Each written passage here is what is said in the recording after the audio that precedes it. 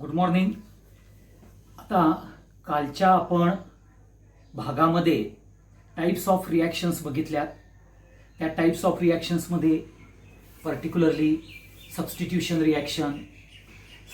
Reaction नंतर आपण बघितलेलं होतं particularly that is addition reaction, rearrangement reaction and elimination reaction. ह्या सगळ्या बघितलेल्या होत्या. मग ह्यामध्ये सबस्टिट्यूशन्समध्ये आपण 3 प्रकार बघितले: nucleophilic substitution, electrophilic substitution and free radical substitution. तसंच आपल्याला ॲडिशनमध्ये electrophilic and nucleophilic addition reactions बघितली आणि इलिमिनेशन रिॲक्शन्समध्ये alpha elimination and beta elimination म्हणजे काय आणि रिअरेंजमेंट म्हणजे काय हे आपण बघितलं.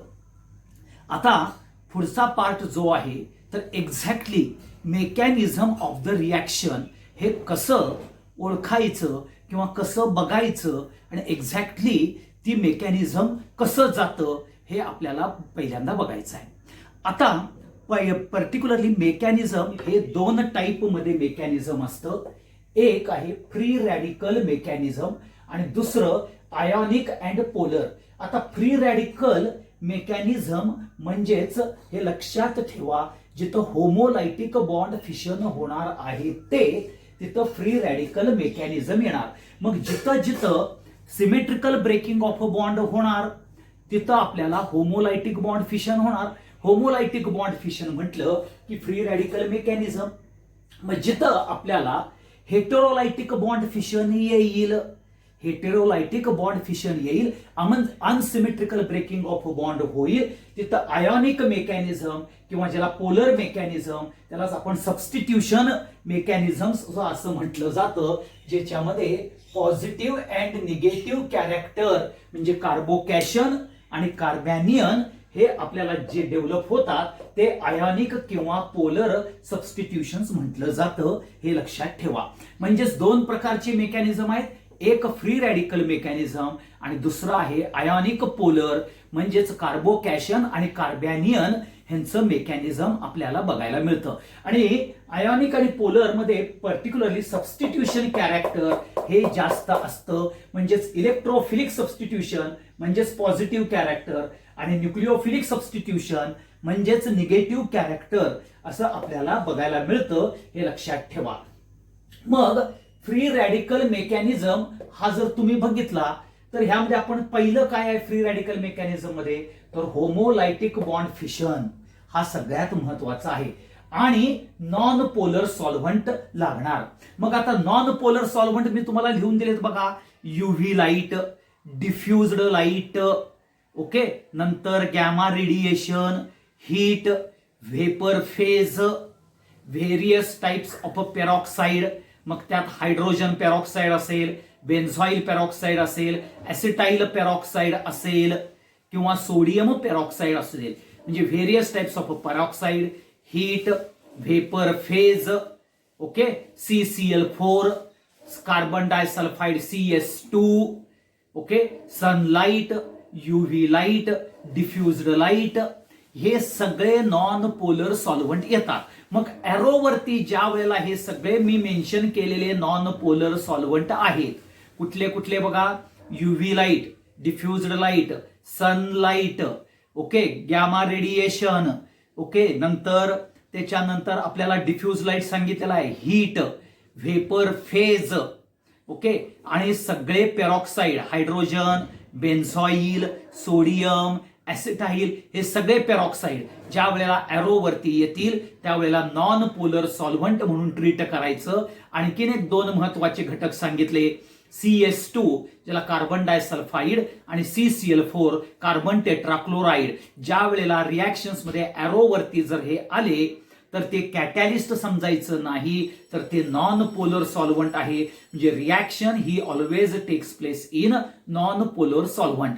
आणि नॉन पोलर सॉल्व्हंट म्हटलं की होमोलायटिक बॉन्ड फिशन येणार आहे आणि होमोलायटिक बॉन्ड फिशन मध्ये फ्री रॅडिकल जनरेट होणार आहेत. म्हणजेच तुमचं रिॲक्शनचं मेकॅनिझम आहे ते फ्री रॅडिकल मेकॅनिझम असणार आहे. हे लक्षात ठेवा.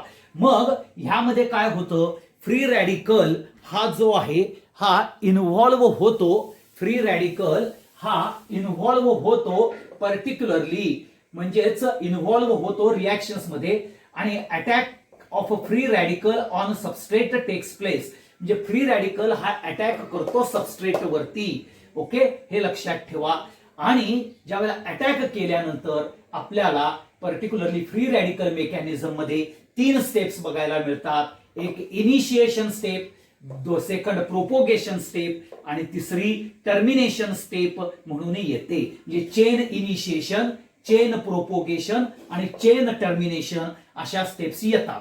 मग ह्याचे एक्झाम्पल कुठलं आहे तर chlorination of methane, allylation of aromatic compound ज्याला आपण गोमबर्ग रिॲक्शन म्हणतो, वुड्स रिॲक्शन, आणि allylic bromination of NBS, allylic bromination of NBS ज्याला आपण एन ब्रोमोसक्सिन अमाइड, हे तुम्हाला एक्झाम्पल बघायला मिळेल. हे एन ब्रोमोसक्सिन अमाइडचं पर्टिक्युलरली काय आहे, जर हे स्ट्रक्चर आहे हे लक्षात ठेवा, CH2CO CH2CO आणि हा एन ब्रोमोसक्सिनामाइड. आता हे कुठं का लक्षात ठेवायचं तर आपण 12वीला ज्या वेळेला हॅलोजन डेरिव्हेटिव्ह बघतो त्यावेळेला अल्काइल ब्रोमाइड फॉर्मेशनच्या वेळेला हा सगळ्यात महत्वाचा कॅरेक्टर येणार आहे, हे लक्षात ठेवा. आणि म्हणून आपल्याला पर्टिक्युलरली फ्री रॅडिकल मेकॅनिझम जे होतं ते होमोलायटिक बॉन्ड फिशन मध्ये होतं, आणि फ्री रॅडिकल हा अटॅक करतो ऑन सबस्ट्रेट. आणि मग आता इथं काय होय, चेन इनिशिएशन म्हणजेच काय होतं, पहिल्यांदा फ्री रॅडिकल जनरेशन होतं. दुसऱ्या स्टेप्स मध्ये काय होतं, चेन प्रोपोगेशन, म्हणजे फ्री रॅडिकल फॉर्म होतात. कसं free radical form in chain initiation steps मध्ये ते अटॅक करतात सबस्ट्रेट वरती आणि न्यू फ्री रॅडिकल जनरेट तयार करतात आणि त्याच्या बरोबरीनं प्रॉडक्ट प्रोड्यूस करतात. बघा हा चेन प्रोपोगेशन मध्ये काय होतं, फ्री रॅडिकल जे फॉर्म झालेले आहेत चेन इनिशिएशन मध्ये ते अटॅक करतात सबस्ट्रेट वरती आणि न्यू फ्री रॅडिकल जनरेट करतात आणि त्याच बरोबरीनं प्रॉडक्ट प्रोड्यूस करतात. आणि हा जो न्यू फ्री रॅडिकल आहे तो फर्दर प्रॉडक्टला काय करतो, जो प्रॉडक्ट वरती आहे त्याच्यावरती अटॅक करतो. म्हणजे तो प्रॉडक्ट जो तयार झालेला आहे तो सबस्ट्रेट म्हणून काम करतो आणि त्याच्यावरती फ्री रॅडिकल अटॅक करून सेकंड प्रॉडक्ट तयार करतो. मग ती चेन प्रोपोगेट होते, म्हणजे चेन वाढत जाते. प्रोपोगेशन म्हणजेच वाढत जाणे, एवढं लक्षात ठेवा. आणि ज्या वेळेला चेन टर्मिनेशन म्हणजेच तुमचे टोटल फ्री रॅडिकलचं डिस्ट्रक्शन किंवा टर्मिनेशन होतं त्याला आपल्याला चेन टर्मिनेशन म्हटलं जातं. मग एक्झाम्पल जे आहे CH4+Cl2 in presence of UV light, मी मगाशी सांगितलं UV light, sunlight, diffused light हे सगळे जर कॅरेक्टर असतील तर तुम्हाला होमोलायसिस होईल. होमोलायसिस म्हटलं की फ्री रॅडिकल मेकॅनिझम येईल, हे लक्षात ठेवा. मग नेमकं हे कसं जातं मेकॅनिझम्स मध्ये तर पहिल्यांदा आपण चेन इनिशिएशन कॅरेक्टर बघूया. आता ह्यामध्ये चेन इनिशिएशन्स मध्ये काय होतं बघा, हा जो Cl2 आहे हा युव्ही लाईट च्या प्रेझेन्स मध्ये काय होतं, आता हा आहे Cl अँड Cl बॉन्ड, हा स्वतःचे इलेक्ट्रॉन स्वतःकडे घेतो, रिटेन करतो, म्हणून हे काय होतात, फ्री रॅडिकल जनरेट होतात. फ्री रॅडिकल जनरेट होतात, हे लक्षात ठेवा. आता हे काय करतो, चेन इनिशिएशन झाल्यानंतर हा चेन प्रोपोगेशन. आता प्रोपोगेशन मध्ये काय होतं बघा राजानो, हा तुमचा मिथेन आहे CH4, ह्याच्यावर काय करतात, हा क्लोरीन फ्री रॅडिकल अटॅक करतो. कुठला free radical, chain initiation steps मध्ये झालेला आहे तयार. तर तो काय करतो, स्वतः ह्यातला हा फ्री रॅडिकल इथला CH3 ला देतो. ओके, आणि ह्याच्यातला हायड्रोजन काढून HCl तयार होतो, हे लक्षात ठेवा. हा झाला तुमचा चेन प्रोपोगेशनचा पार्ट. मग हा जो CH3 आहे फ्री रॅडिकल, कारण का सांगितलं इथं बघा, free radical form in initiation step attack the substrate on new free radical, म्हणजे हा जो तुमचा न्यू फ्री रॅडिकल आहे CH3. आता काय होतं बघा, हा इथं CH3 हा न्यू फ्री रॅडिकल, परत तुमचं Cl2 येणार. आता हा Cl2 म्हणजेच आपल्याला काय होतं बघा, हा फ्री रॅडिकल Cl ला दिला जातो, म्हणजे हे दोन Cl त्यातल्या एका Cl ला फ्री रॅडिकल्स हे दिला जातो आणि ह्यातला एक Cl हा स्वतः हिच्याकडे घेतो म्हणजे CH3Cl तयार होतं. परत फ्री रॅडिकल जनरेट Cl होतं. आता हा जो Cl आहे फ्री रॅडिकल परत काय करतो, ह्या CH3Cl हा नवीन जो प्रॉडक्ट आहे त्याच्यावरती हा फ्री रॅडिकल इथं अटॅक करतो आणि तुम्हाला CH2Cl असा फ्री रॅडिकल तयार होऊन परत HCl तयार होतं. आता हा जो CH2Cl आहे, CH2Cl फ्री रॅडिकल हा फर्दर Cl2 बरोबर रिॲक्ट करतो आणि हा फ्री रॅडिकल त्याला देतो आणि परत CH2Cl2 आणि परत फ्री रॅडिकल असं ती चेन प्रोपोगेट होते, हे लक्षात ठेवा. आणि ही प्रोपोगेट चेन जोपर्यंत सगळे हायड्रोजन इलिमिनेट होत नाहीत तोपर्यंत आपल्याला ही चेन प्रोपोगेट होती. बघा हा परत सांगितलं, पहिल्यांदा इनिशिएट कोण करतं बघा राजानो, इथं क्लोरीन युव्ही लाईट मध्ये काय होतं त्याचं फ्री रॅडिकल मध्ये जनरेट होतं. मग हा जो फ्री रॅडिकल आहे तो अटॅक करतो कुणावरती, CH4 वरती म्हणजे सबस्ट्रेट वरती केला, त्यातला एक हायड्रोजन काढून घेतला आणि एक Cl आपल्या ह्या बरोबर ह्याचा अनपेअर्ड इलेक्ट्रॉन आहे तो CH3 ला दिला. ओके, हा न्यू सेकंड स्टेप मधला न्यू फ्री रॅडिकल जनरेट झाला आणि ह्यातला हायड्रोजन आणि किन ह्यातला एक क्लोरीन म्हणून HCl तयार झाला. आता हा न्यू फ्री रॅडिकल काय करतो तर दुसरा Cl2 चा मॉलिक्यूल आहे त्याच्यावरती अटॅक करतो आणि हा फ्री रॅडिकल आपला स्वतःचा अनपेअर्ड इलेक्ट्रॉन ह्या Cl2 मध्ये देतो आणि त्यातला एक Cl स्वतःकडे ओढून घेतो आणि परत Cl फ्री रॅडिकल तयार होतं. मग परत हा Cl फ्री रॅडिकल काय करतो, CH3Cl वरती अटॅक करतो, स्वतःचा अनपेअर्ड इलेक्ट्रॉन CH3Cl ला देतो. ओके, इथं CH3Cl आहे एवढं लक्षात ठेवा, इथं CH3Cl आहे आणि ह्यातला एक हायड्रोजन काढतो आणि एक हायड्रोजन काढून, ओके, एक हायड्रोजन काढून आपल्याला काय करतो, ह्यातला एक हायड्रोजन काढून आपल्याला लक्षात घ्या इथं HCl आणि इथं CH3Cl फ्री रॅडिकल परत जनरेट होतं आणि हा CH3Cl हा आपला इथं CH2Clच तयार होतं राजानो, CH2Cl तयार होतं आणि हा फ्री रॅडिकल आपल्याला परत CH2 परत दुसऱ्या क्लोरीनला देतो आणि ती रिॲक्शन्स फर्दर आपल्याला बघायला मिळते, हे लक्षात ठेवा. आणि मग ह्या सगळ्या अशाच रिॲक्शन आपल्याला पुढं डॉमिनेशनली केलेला जाताना बघायला मिळतात. मग आता बघा तुम्हाला CH2Cl2 मिळाला का नाही, परत HCl मिळाला का नाही, इथं ओके, इथं परत HCl तुम्हाला क्रिएट झाला. आता हा CH2Cl काय करतो, परत फर्दर काय होतं, CH2Cl बरोबर हा जो क्लोरीन आहे हा CH2Cl2 बरोबर हे करतो म्हणजेच तयार होतं CHCl. ओके, त्याच्यावरती तुम्हाला CHCl2 त्याच्यावरती फ्री रॅडिकल देतो, परत हायड्रोजन एक्स्ट्रॅक्ट करतो, CHCl3 आणि Cl फ्री रॅडिकल तयार होतं. म्हणजेच अशी ही पर्टिक्युलरली प्रोपोगेट तयार होते. म्हणजेच नेमकं कसं होतं जर ह्या रिॲक्शन्स मध्ये जर तुम्ही बघितलं तर कशी प्रोपोगेशन होतं हे तुम्हाला दाखवतो. म्हणजेच तुमच्या लक्षात येईल की कशा पद्धतीनं प्रोपोगेशन हे आपल्याला बघायला मिळतं.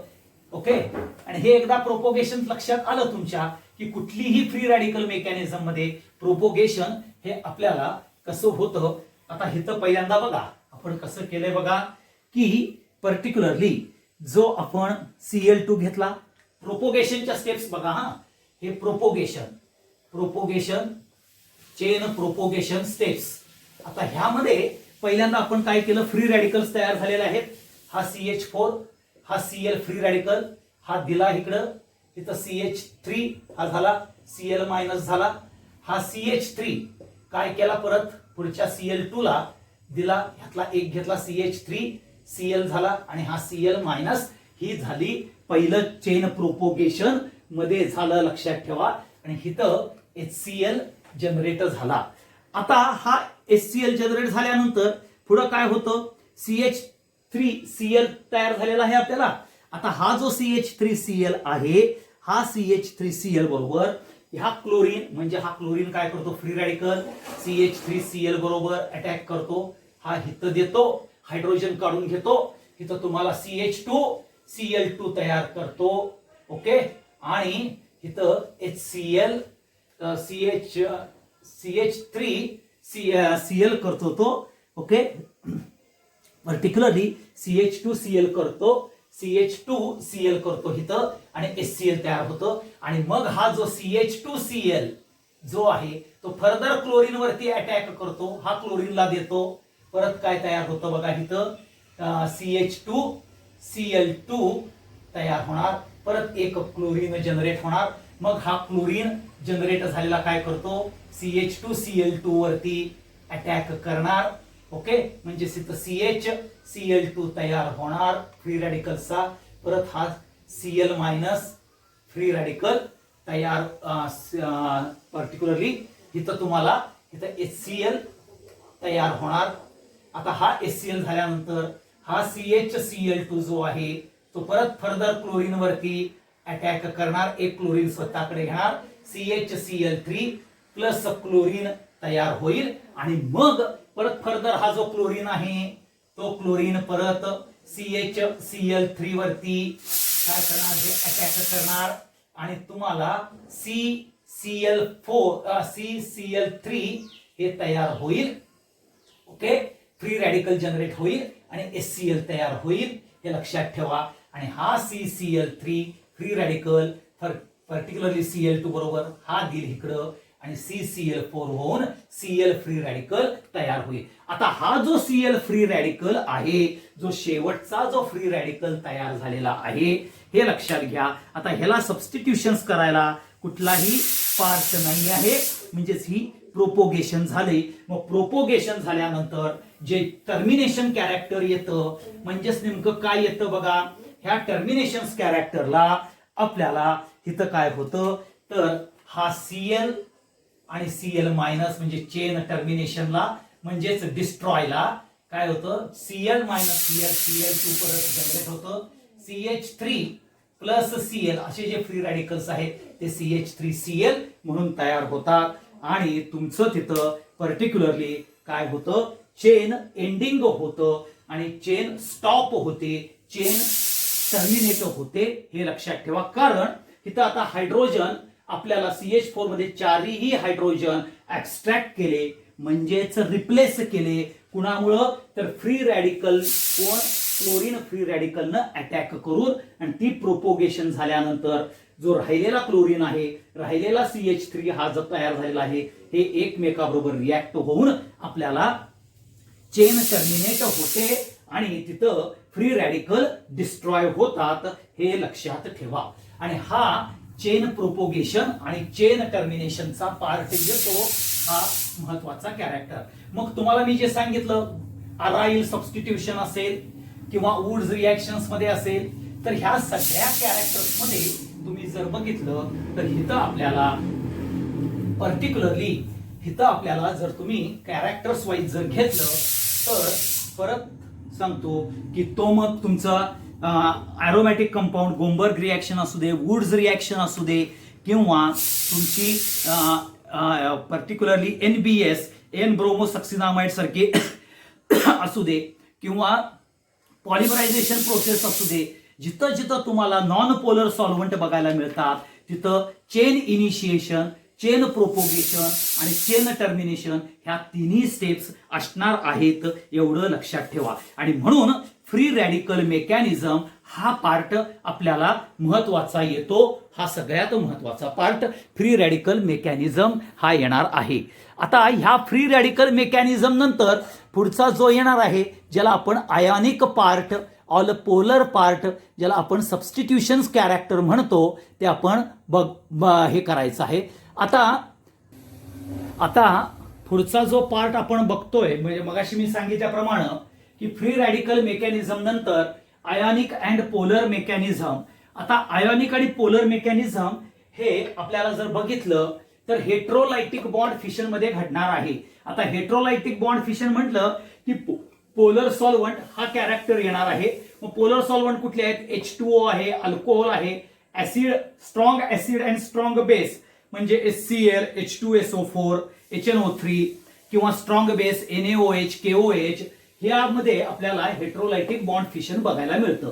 परंतु आणखीन एक दुसरं कॅरेक्टर जे आपण बघितलं, इंडक्टिव्ह इफेक्ट आणि मेसोमेरिक इफेक्ट. आता हे जर समजा त्या सबस्ट्रेटमध्ये इंडक्टिव्ह इफेक्ट आणि मेसोमेरिक इफेक्ट म्हणजेच बघा तुम्ही particularly permanent polarization in sigma bond आपण जो म्हटलेला आहे, किंवा मेसोमेरिक इफेक्ट ज्याच्यामध्ये पॉझिटिव्ह अँड निगेटिव्ह कॅरेक्टर येतं. ओके, म्हणजे पॉझिटिव्ह अँड निगेटिव्ह कॅरेक्टर म्हणजे जिथं पोलर कॅरेक्टर येतं, म्हणजे जिथं हेट्रोलायटिक कॅरेक्टर येतं, मग ते कुणाकुणामुळे येतं तर पोलर सॉल्व्हंटमुळे. इंडक्टिव्ह इफेक्ट आणि मेसोमेरिक इफेक्ट इन मॉलिक्युल्स असल्या कारणानं आपल्याला पर्टिक्युलरली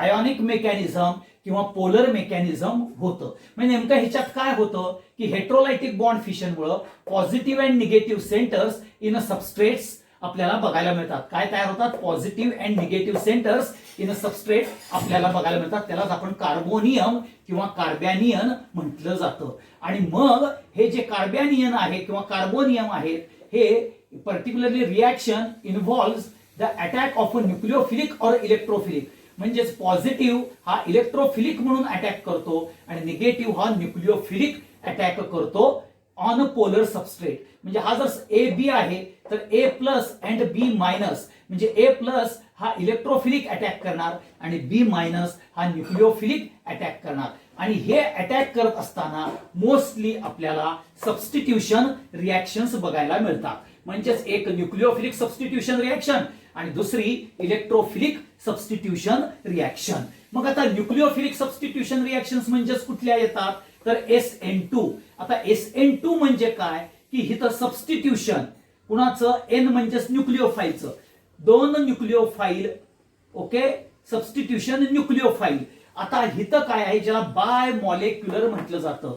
म्हणजेच आता बघा हिथं रिॲक्शन दिले RX अँड OH, म्हणजे हा RX एक मॉलिक्यूल आणि OH एक मॉलिक्यूल. ह्या दोघांच्या कॉन्सन्ट्रेशन चा इन्फ्लुएन्स जर रेट वरती पडत असेल तर त्या SN2 रिॲक्शन्स मध्ये जातो. म्हणजेच rate of reaction depends upon सबस्ट्रेटचं कॉन्सन्ट्रेशन आणि न्यूक्लिओफिलिकचं कॉन्सन्ट्रेशन.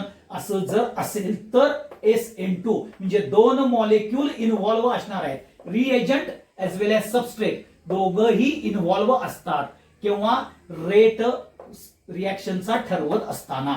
मग ह्या इथं लक्षात घ्या, मिथाईल ग्रेटर दॅन म्हणजे रिॲक्टिव्हिटी जर झालं तर SN2 मध्ये रिॲक्टिव्हिटी कुणाची जास्त आहे? मिथाईल हॅलाइडची ग्रेटर दॅन इथाईल, इथाईल हॅलाइडची ग्रेटर दॅन आयसोप्रोपाईल, आयसोप्रोपाईलची greater than tertiary butyl, tertiary ब्युटाईलची ग्रेटर दॅन अलाईल आणि अलाईलची ग्रेटर दॅन बेन्झाईल. म्हणजे आता हे जे दोन आहेत हे प्रायमरी हॅलाइड्स येतील, हा आपल्याला सेकंडरी बघायला मिळेल, हा टर्शरी बघायला मिळेल, हे लक्षात ठेवा. आणि म्हणून प्रायमरीची रिॲक्टिव्हिटी ग्रेटर दॅन सेकंडरी, सेकंडरीची ग्रेटर दॅन टर्शरी, टर्शरीची ग्रेटर दॅन अलाईल आणि अलाईल ग्रेटर दॅन बेन्झाईल, हे लक्षात ठेवा. आणि SN1 म्हणजेच काय, इथं फक्त सबस्ट्रेटचा कॉन्सन्ट्रेशन म्हणजेच RX कॉन्सन्ट्रेशन वरती रेट अवलंबून असतो. त्याला युनिमॉलिक्युलर, कारण रेट मध्ये युनिमॉलिक्युलर म्हणजे ओनली RX त्याचाच कॉन्सन्ट्रेशन हे महत्वाचं येतं. म्हणून त्याला substitution nucleophilic substitution by only one molecule, इथं two molecule.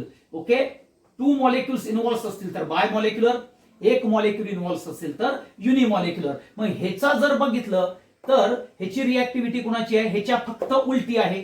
बेन्झाईल greater than allyl, allyl greater than tertiary butyl, tertiary butyl greater than secondary, secondary greater than primary, primary greater than methyl. म्हणजेच primary मध्ये काय येईल?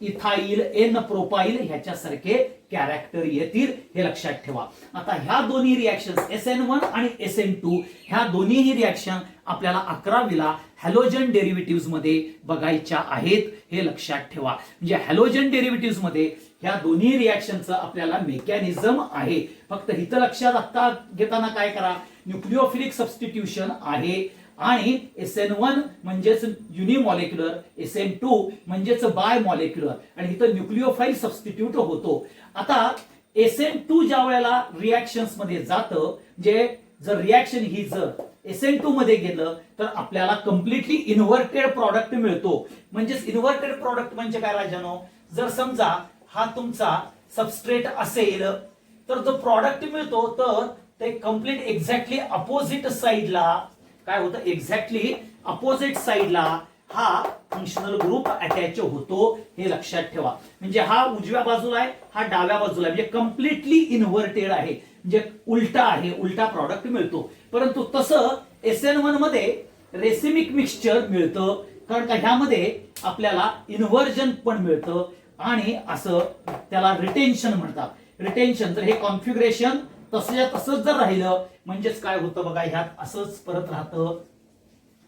Okay, म्हणजे ह्या bromide सारखा जर OH group उजव्या बाजूला लागला तर त्याला रिटेन्शन म्हणतात, आणि पर्टिक्युलरली आता इथं एक्झॅक्टली अपोजिट लागला तर इन्व्हर्जन म्हणतात. आणि म्हणून SN1 मध्ये आपल्याला हा 50% आणि हा 50% म्हणजे इन्व्हर्जन आणि रिटेन्शन असं बघायला मिळतं. मग हे असं बघायला का मिळतं, तर त्याच्यामध्ये जो न्यूक्लिओफाईलचा जो अटॅक आहे, मेकॅनिझमचा जो अटॅक आहे, तो बॅक साइड आणि फ्रंट साइड अटॅक आपल्याला बघायला मिळतो, हे लक्षात ठेवा. आता पुढचं येतं इलेक्ट्रोफिलिक सबस्टिट्यूशन, ज्याला आपण SE1 म्हणजे जसं इथं SN1 आहे तसं SE1, इथं N च्या जागी फक्त इलेक्ट्रोफाईल करा, युनिमॉलिक्युलर. आता इथं काय होतं, रिप्लेसमेंट ऑफ अ मेटल, म्हणजेच सोडियम मेटल किंवा हायड्रोजन. सोडियम हा हायड्रोजन सबस्टिट्यूट करा किंवा हायड्रोजन हा मेटल सबस्टिट्यूट करा, तो SE1 मध्ये येतं. त्याला replacement of a metal, decarboxylation of a silver salt आणि आयसोटोपिक एक्सचेंज ह्या रिएक्शन्स म्हणजेच आपल्याला इलेक्ट्रोफिलिक सबस्टिट्यूशन्स मध्ये बघायला मिळतात. म्हणजे हा मेटल सबस्टिट्यूट झाला हायड्रोजननं.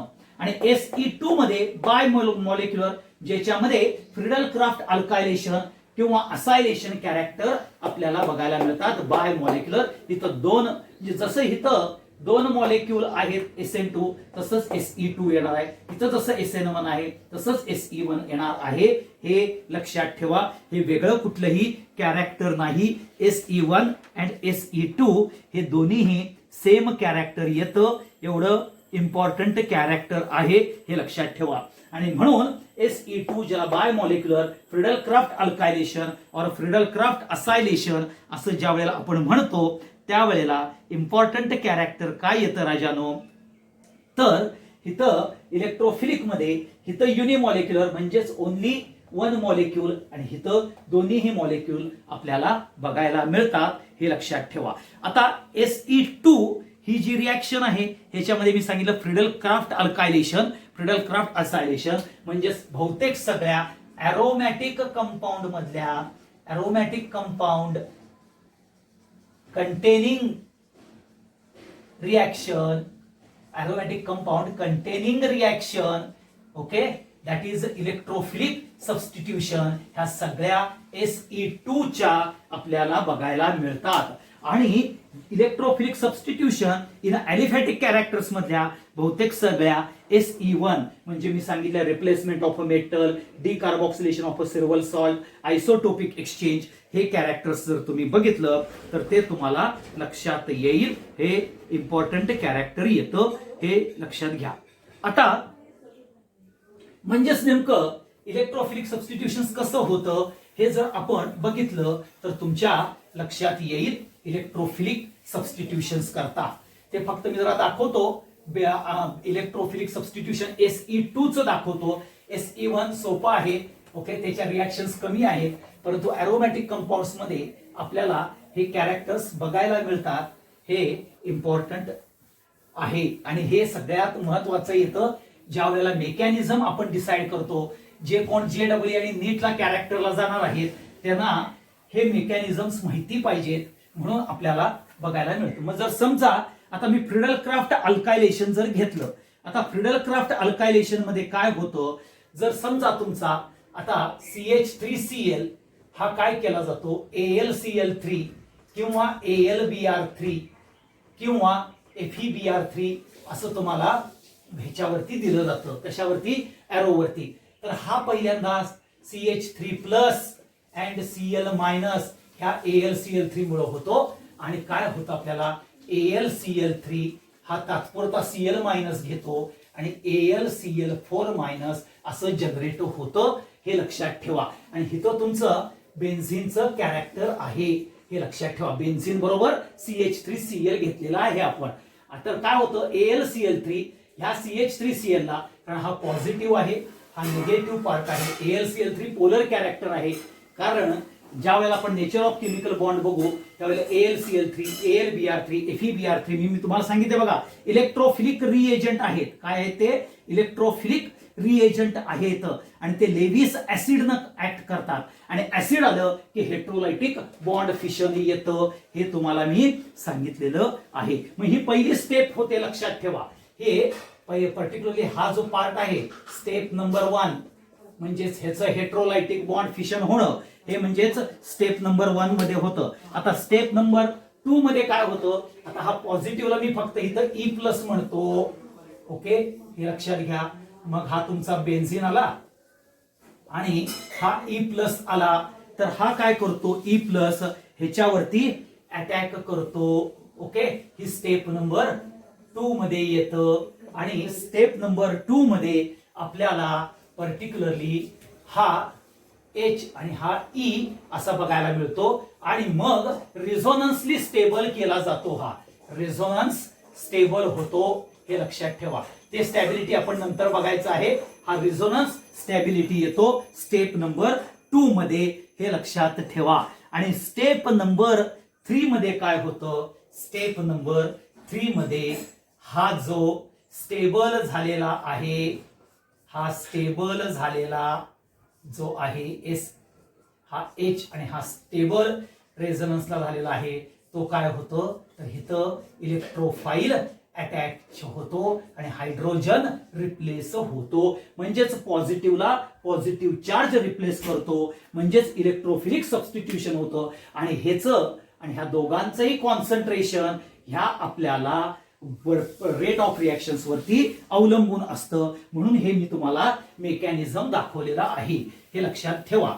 आणि अगदी सोपं आहे. आणि तुमच्या डोक्यात ठेवताना जेवढे जेवढे अरोमॅटिक कंपाऊंडचं इलेक्ट्रोफिलिक सबस्टिट्यूशन, जिथं जिथं इलेक्ट्रोफाईल आहे, जिथं जिथं अॅरोवरती AlCl3 AlBr3 ह्याच्यासारखे कॅरेक्टर येतात, FeBr3 कॉन्सन्ट्रेटेड H2SO4 असे जर कॅरेक्टर आले अॅरोवरती, तर समजायचं की अरोमॅटिक कंपाऊंड्स मध्ये Se2 ही आहे. आणि जिथं जिथं मेटल्स कॅरेक्टर येतील म्हणजेच तुमचं ROH+Na येईल किंवा RC डबल बॉन्ड ONA येईल, RC डबल बॉन्ड OAG येईल, असे जिथं जिथं कॅरेक्टर्स येतील किंवा RMgX येईल. ओके, हे लक्षात ठेवा. RMgX अशासारखे प्रॉडक्ट्स येतील.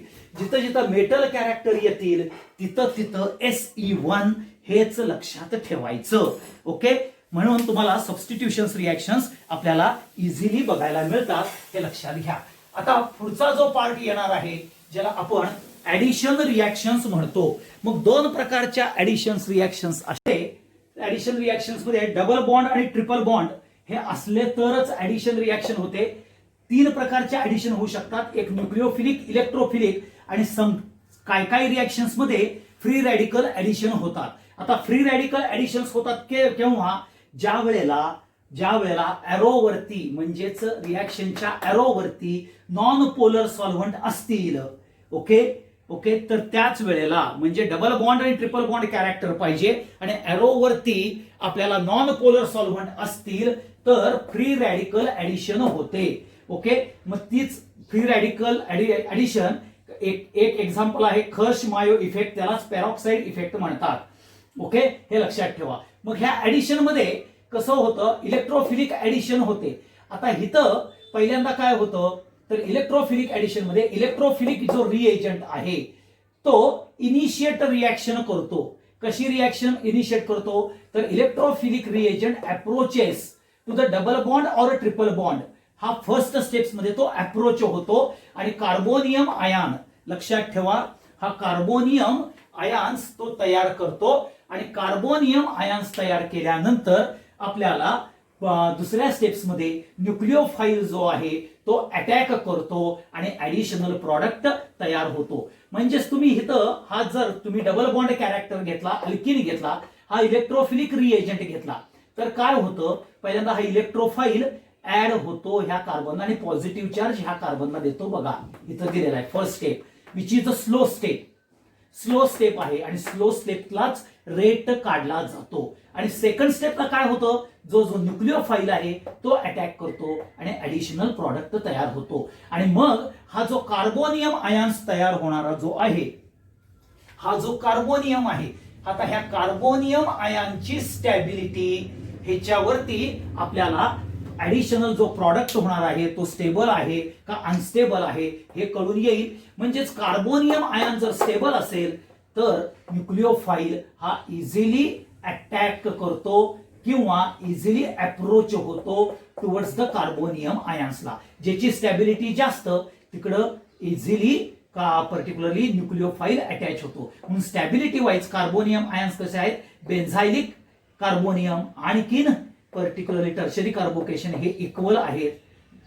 Tertiary greater than secondary, secondary greater than primary आणि primary greater than methyl group बघायला मिळतं. परत एकदा सांगतो, इथं इलेक्ट्रोफिलिक ऍडिशन आहे. ऍडिशन रिएक्शन्स करताना इनिशिएट कोण करतं, इलेक्ट्रोफिलिक रिएजंट करतो, हे लक्षात ठेवा फर्स्ट स्टेप्स मध्ये. आणि तो सेकंड स्टेप्स मध्ये अटॅक करतो कोण, न्यूक्लिओफाईल. इलेक्ट्रोफाईल जो पर्टिक्युलरली अप्रोच होतो डबल बॉन्डला किंवा ट्रिपल बॉन्डला, त्यावेळेला कार्बोनियम आयन्स तयार होतात, ते स्लो आहे. आणि न्यूक्लिओफाईल अटॅक करून ऍडिशनल प्रॉडक्ट ज्या वेळेला तयार होतात, म्हणजे लक्षात ठेवा ह्यामध्ये particularly HBr, HI, HCl, okay, ह्यांच्या ज्या रिएक्शन्स असतात इथं H+, आयोडीन मायनस, H+, म्हणजेच आपल्याला पॉझिटिव्ह अँड निगेटिव्ह कॅरेक्टर, म्हणजे ऍडिशन होताना इलेक्ट्रोफाईलचा अप्रोच होणार आहे हे लक्षात ठेवा. आणि म्हणून इथं ही ऍडिशन रिएक्शन्स इम्पॉर्टंट कॅरेक्टर्स मध्ये येते. तसंच ऍडिशन रिएक्शन्स मध्ये आपल्याला फ्री रॅडिकल ऍडिशन येतात ज्या वेळेला पेरॉक्साईड इफेक्ट दिला जातो. परंतु जर मार्कोनिकॉफ रूल असेल तर त्याच्यामध्ये पहिल्यांदा इलेक्ट्रोफाईल ऍड होतो आणि मग सेकंड मध्ये न्यूक्लिओफाईल ऍड होतो, हे लक्षात ठेवा.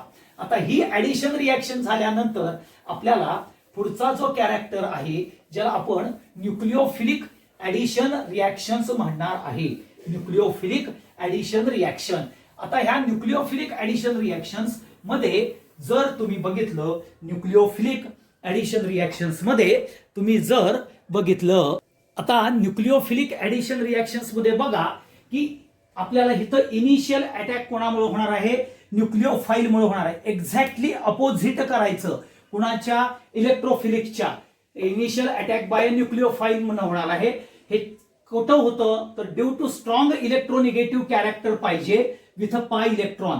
आता बघा आपण अल्किन असू दे, अल्काइन्स असू दे, सी डबल बॉन्ड सी किंवा सी ट्रिपल बॉन्ड सी असतं, तिथं स्ट्रॉंगली इलेक्ट्रोनिगेटिव्ह कॅरेक्टर नाहीत, कारण का तिथं दोन्हीही कार्बन आहेत. जर दोन्हीही कार्बन असतील तर इलेक्ट्रोफिलिक येतं. आणि जिथं strongly electronegative character present with a pi electron, म्हणजेच like a carbonyl group, like aldehyde or ketone, ते कसे आहेत, कार्बोनिल ग्रुप हा ऑक्सिजनचा, ऑक्सिजन हा जर बघितला हायली इलेक्ट्रोनिगेटिव्ह आहे आणि त्यामुळे हायली पोलराइज्ड ग्रुप होतो. हायली पोलराइज्ड ग्रुप झाल्यामुळे अल्कॉक्साइड आयन्स तयार होतात. आणि म्हणून addition of HCN, sodium bisulphide आणि ग्रिग्नार्ड्स रिएजंट ज्या वेळेला कार्बोनिल ग्रुप बरोबर रिएक्शन्स करतात त्यावेळेला न्यूक्लिओफिलिक ऍडिशन रिएक्शन्स देतात. म्हणजेच पहिल्यांदा न्यूक्लिओफाईल हा कार्बोनिल कार्बनला अटॅच करतो, अल्कॉक्साइड आयन्स तयार होतो आणि मग इलेक्ट्रोफाईल अटॅच होतं आणि ऍडिशनल प्रॉडक्ट तयार होतं. एक्झॅक्टली उलट, कुणाच्या पेक्षा उलट तर लक्षात घ्या, ते उलट जे येणार आहे ते कुणाच्या एक्झॅक्टली अपोजिट, इलेक्ट्रोफिलिक ऍडिशनच्या अपोजिट येणार आहे. मग आता मग अशी मी सांगितलं free radical mechanism. Free radical mechanism मध्ये पुन्हा चेन इनिशिएशन, चेन प्रोपोगेशन आणि चेन टर्मिनेशन हे सुद्धा ऍज इट इजच येणार आहे, फक्त ते डबल बॉन्ड कॅरेक्टरला येतं, हे लक्षात ठेवा. आणि ते आपल्याला मार्कोनिकॉफ रूल मध्ये आपल्याला 11वीला ज्या वेळेला आपण अल्केन बघू किंवा अल्किन बघू, अल्किनच्या रिएक्शन्स मध्ये ते मेकॅनिझम आपल्याला सविस्तर पद्धतीनं एक्सप्लेन करता येतं, एवढं लक्षात ठेवा. आता ह्या झाल्या दोन पार्ट की ज्याच्यामध्ये ऍडिशन रिएक्शन्स आपण बघितल्या, ऍडिशन रिएक्शनचं मेकॅनिझम आणि हे कॅरेक्टर बघितलं.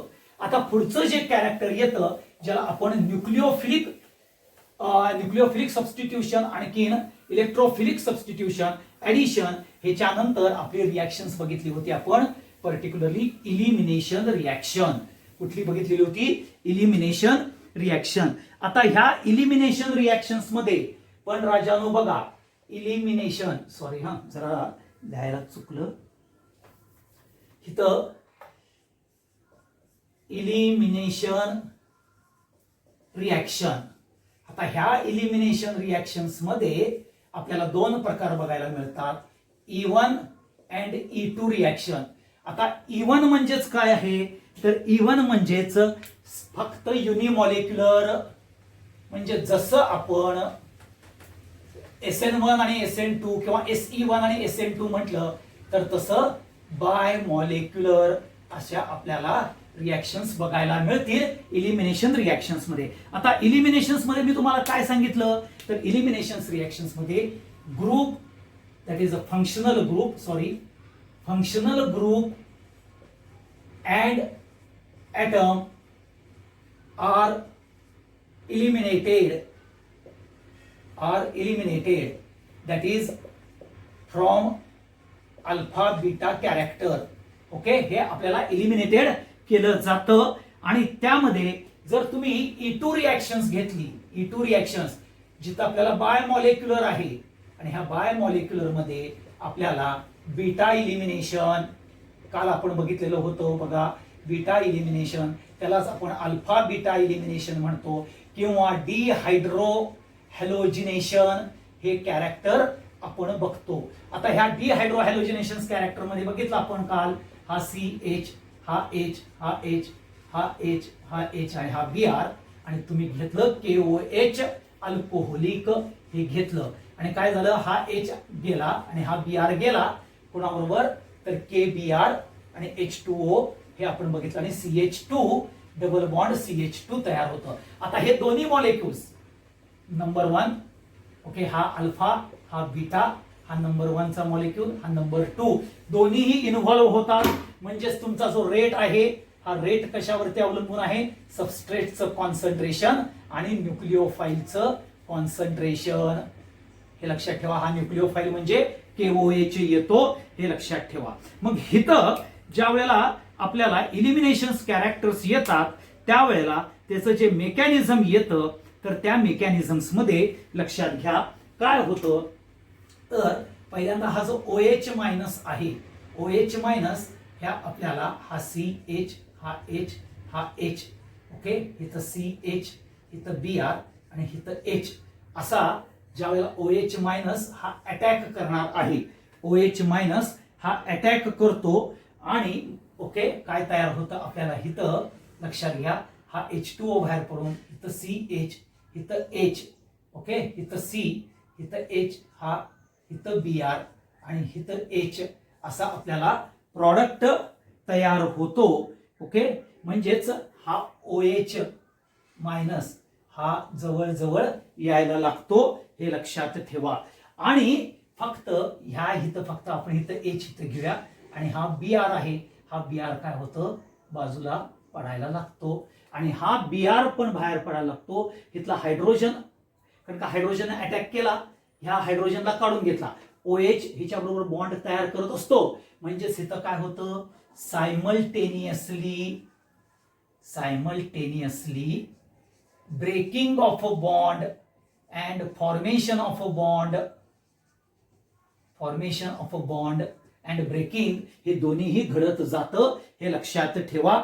हा सगळ्यात महत्वाचा पार्ट येतो. म्हणजेच रिॲक्शन्स मध्ये ही वन स्टेप रिॲक्शन ज्या वेळेला आपण बघतो त्यावेळेला लक्षात घ्या, इथं काय केलं जातं, हा OH अटॅक करतो, अटॅक केल्यानंतर हा OH आपल्याला H ला ऍब्स्ट्रॅक्ट करतो, आणि त्या बरोबरीनं म्हणजेच इथं लक्षात घ्या, हे रिॲक्शन्स मध्ये हा OH मायनस काय करतो, इथं H ला, इथं ह्या तुमचा H, इथं H, हा इथं H, इथं H, आणि हा इथं Br, हे असं तयार होतं, आणि हे ऍब्स्ट्रॅक्ट करून हे पण रिमूव्ह होतं, आणि मग तुम्हाला CH2 डबल बॉन्ड CH2 हे कॅरेक्टर तयार होतं, आणि इथं दिल्याप्रमाणे KBr आणि H2O बाहेर पडतं, दोन्हीही इन्व्हॉल्व्ह होतात.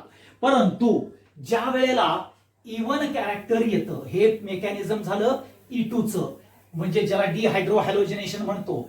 आता इवन कॅरेक्टर मध्ये काय होतं, इवन म्हणजे ओनली वन मॉलिक्यूल. आता वन मॉलिक्यूल म्हणजेच कुणाचं, जर तुमच्याकडं टर्शरी ब्युटाईल हॅलाइड असेल तर, टर्शरी ब्युटाईल हॅलाइड असेल तर काय होतं, हा आपल्याला positive and negative inductive effect मुळे काय होतं, फॉर्मेशन ऑफ कार्बोकॅशन तयार होतं.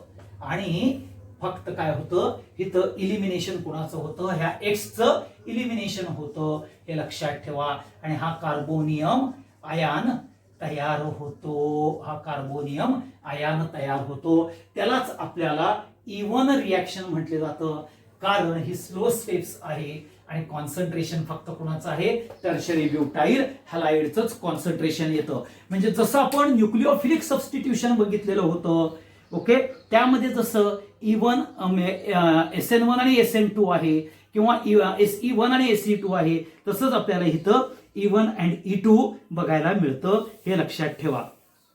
E1 मध्ये आपल्याला जर तुम्ही बघितलं तर पहिल्यांदा आपण डिहायड्रोहॅलोजिनेशन हे कॅरेक्टर, E2 मध्ये डिहायड्रोहॅलोजिनेशन, अल्फा बीटा इलिमिनेशन हे आपण बघू शकतो. आणि तसंच E1च्या कॅरेक्टर्स मध्ये सुद्धा आपण बघू शकतो, हे लक्षात ठेवा. इथं आपल्याला पर्टिक्युलरली इलिमिनेशन्स मध्ये डिहायड्रेशन रिॲक्शन, डिहायड्रोहॅलोजिनेशन रिॲक्शन ह्या इम्पॉर्टंट कॅरेक्टरचा आहे. आता ह्याचे जे कॅरेक्टर्स येतात डिहायड्रोहॅलोजिनेशन्स मध्ये, जर तुम्ही बघितलं तर प्रायमरी म्हणजे पर्टिक्युलरली E2 असू दे किंवा E1 असू दे, E2 आणि E1 कुठलंही इलिमिनेशन असू दे, आपल्याला टर्शरी ची reactivity greater than secondary greater than primary आहे, एवढं लक्षात ठेवा. E2 मध्ये 2 मॉलिक्युल्स इन्व्हॉल्व्ह असतात, E1 मध्ये ओनली एकच असतं. आणि दोघांच्या मध्ये जे मेकॅनिझम आहे ते दोघांच्याही मेकॅनिझम मध्ये अल्फा बीटा, पर्टिक्युलरली E2 मध्ये अल्फा बीटा इलिमिनेशन किंवा त्याला आपण बीटा इलिमिनेशन म्हणतो, आणि E1 मध्ये फक्त एकच इलिमिनेशन आहे ज्याला आपण अल्फा इलिमिनेशन कॅरेक्टर म्हणतो, एवढं लक्षात ठेवा. हा सगळा महत्वाचा part particularly mechanism of reactions मध्ये आपण बघितला. आता मेकॅनिझम ऑफ रिॲक्शन्स मध्ये 2 प्रकारचे आपण कॅरेक्टर्स बघितलेले आहेत, free radical and polar. Free radical हा सबस्टिट्यूशन्स मध्ये पण येतो आणि ऍडिशन मध्ये पण येतो. फ्री रॅडिकल मेकॅनिझम हा होमोलायटिक बॉन्ड फिशन्स मध्ये येतो, हे मी तुम्हाला सांगितलं. वुड्स रिॲक्शन्स असेल किंवा क्लोरिनेशन ऑफ मिथेन असेल किंवा बोम्बर्ग रिॲक्शन्स असेल, ह्या सगळ्या रिॲक्शन्स फ्री रॅडिकल न येतात. मग आपण SN1 SN2 सबस्टिट्यूशन म्हणजे जिथं आयोनिक आणि पोलर मेकॅनिझम येतं, जिथं SN1 SN2 SE1 SE2 हे आपण कॅरेक्टर्स बघितले. आणि सगळ्यात महत्वाचे कॅरेक्टर्स जे बघितले आपण ते राजानो इलिमिनेशन रिॲक्शन्स मध्ये बघितलेले आहेत. डिहायड्रोहॅलोजिनेशन, अल्फा बीटा इलिमिनेशन हे कॅरेक्टर्स आपण बघितलेले आहेत. आता पुन्हा हे सगळे characters alpha beta elimination particularly, नंतर आपल्याला मॉर्कोनिक ऑफ रूलचं फ्री रॅडिकल ऍडिशन असेल किंवा त्याच्यानंतर सबस्टिट्यूशन कॅरेक्टर असेल, इलिमिनेशन कॅरेक्टर असेल, ह्याचं मेकॅनिझम 11वीला अल्किन मध्ये आपण बघणार आहोत. प्रिपरेशन ऑफ अल्किन मध्ये इलिमिनेशनचं मेकॅनिझम आणि पर्टिक्युलरली आपल्याला पेरॉक्साइड इफेक्ट आणि मॉर्कोनिक ऑफ रूल्स प्रमाणे तिथं ऍडिशन रिॲक्शनचं मेकॅनिझम हे सुद्धा आपण तिथं त्या काळात बघणार आहोत. फक्त आता लक्षात ठेवा की एवढ्या टाइप्सचे आपल्याला मेकॅनिझम बघायला मिळतात. फ्री रॅडिकल किंवा आयोनिक अँड पोलर. आयोनिक आणि पोलर मध्ये आपल्याला सबस्टिट्यूशन रिॲक्शन एकतर इलेक्ट्रोफिलिक किंवा न्यूक्लिओफिलिक कॅरेक्टर येतं. तसंच आयोनिक पोलर मध्ये आपल्याला 2 प्रकारच्या ऍडिशन्स बघायला मिळतात, एक इलेक्ट्रोफिलिक आणि न्यूक्लिओफिलिक, आणि तिसरी येते फ्री रॅडिकल. जिथं जिथं फ्री रॅडिकल कॅरेक्टर येतं तिथं तिथं 3 स्टेप्स येणार, इनिशिएशन, प्रोपोगेशन अँड टर्मिनेशन. ह्या तिन्ही रिॲक्शन्स म्हणजे तिन्ही स्टेप्स लक्षात ठेवा.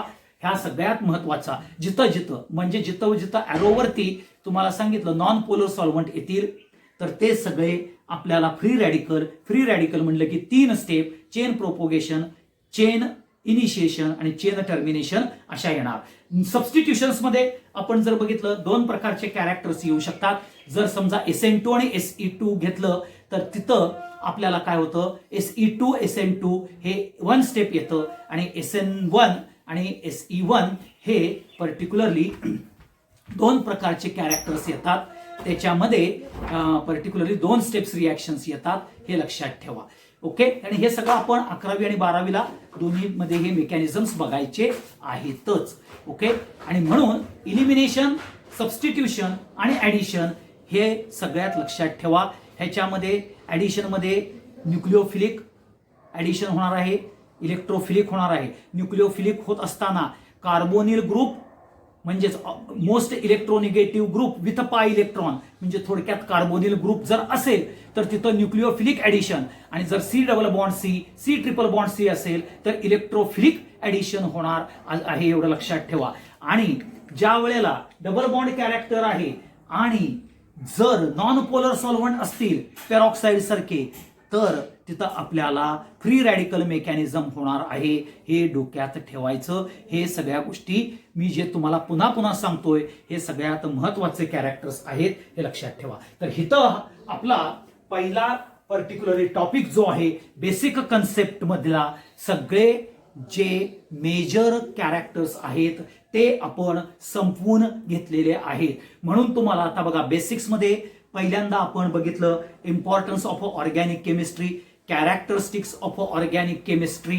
Okay, classification of organic chemistry, वेगळे वेगळे फंक्शनल ग्रुप म्हणजे काय बघितलं, होमोलोगस सिरीज कॅरेक्टर्स बघितलं. त्याच्यानंतर IUPAC नॉर्मल कॅरेक्टर मध्ये बघितलं. त्याच्यानंतर पॉलिफंक्शनल मध्ये बघितलेलं आहे, एरोमॅटिक मधले बघितलेलं आहे, हे लक्षात ठेवा. त्याच्यानंतर आपण आयसोमेरिक कॅरेक्टर म्हणजे ज्याला स्ट्रक्चरल आणि स्टेरिओ आयसोमेरिझम, स्ट्रक्चरल मध्ये चेन, पोझिशन, फंक्शनल, मेटॅमेरिझम हे कॅरेक्टर बघितलं. स्टेरिओ आयसोमेरिझम मध्ये optical isomerism, geometrical isomerism, Eclipse, staggered बघितलं. सॉ हॉर्स प्रोजेक्शन म्हणजे काय बघितलं, न्यूमॅन कॅरेक्टर्स बघितलं. स्टॅगर्ड इक्लिप्स म्हणजे काय आहे, बायर्स स्ट्रेन थेअरी म्हणजे काय आहे, हे सगळे कॅरेक्टर्स आपण बघितलं. सीन अँटे म्हणजे काय, ओके, डायस्टेरिओमर्स म्हणजे काय, थ्रिओ आणि इरिथ्रिओ म्हणजे काय, हे सुद्धा कॅरेक्टर्स आपण स्टेरिओ आयसोमेरिझम म्हणजे आयसोमेरिझम मध्ये बघितलं. त्याच्यानंतर आपण सगळ्यात महत्वाचा जो पार्ट बघितला तो टाइप्स ऑफ रिॲक्शन्स बघितलं. त्या टाइप्स ऑफ रिॲक्शन्स मध्ये आपल्याला सबस्टिट्यूशन, ऍडिशन, इलिमिनेशन, रिअरेंजमेंट बघितलं. आणि आजच आपण सगळं पर्टिक्युलरली मेकॅनिझम पार्ट प्रत्येक रिॲक्शनचा बघितलं, हे लक्षात ठेवा. आता एवढा जो सगळा बेसिक पार्ट आहे तो जेवढे मी व्हिडिओज आपल्याला पाठवलेले आहेत, जवळजवळ मला वाटते एक 18 ते 19च्या आसपास तेच व्हिडिओज असतील किंवा त्याच्यापेक्षा जास्त असतील, मी काय मोजलेलं नाही आहेत. परंतु त्याचा सिक्वेन्स लावून घ्या. त्या सिक्वेन्सनं हा पहिला टॉपिक जो आहे हा म्हणजे पर्टिक्युलरली IUPAC आणि आयसोमेरिझम कॅरेक्टर आणि हे मेकॅनिझम कॅरेक्टर जे सांगितलं हे स्ट्रॉंगली तयार करा, कारण ह्याच्यावरतीच JEE नीट आणि CETला MCQ टाईप क्वेश्चन्स हे येत असतात, हे लक्षात ठेवा. ओके, तर इथं आपला हा पहिला चॅप्टर बेसिक कन्सेप्ट जो लॉंग आहे तो तुम्हाला पर्टिक्युलरली लक्षात घ्या की तुमच्या 12वीच्या पुस्तकामध्ये थोडासा दिलेला आहे, परंतु मी जो JEE नीटला ज्या कॅरेक्टर्स आहेत त्या पद्धतीनं मी तो पूर्णतः संपवलेला आहे, हे लक्षात ठेवा. ह्याचं वाचन करा. तुम्हाला मी एक परत 3-4 दिवसाचा हे देतो आणि मग त्याच्यावरती आपल्याला कशा पद्धतीनं काय काय करता येतं, MCQs कसं करता येतात, कारण हे पूर्णतः सगळ्या 11वीच्या मुलांनी हा बेसिक कन्सेप्ट वाचून घ्या. मग त्याच्यानंतर आपल्याला MCQ टाईप क्वेश्चन्स कसे सोडवता येतील तो आपण बघूया. Thank you very much.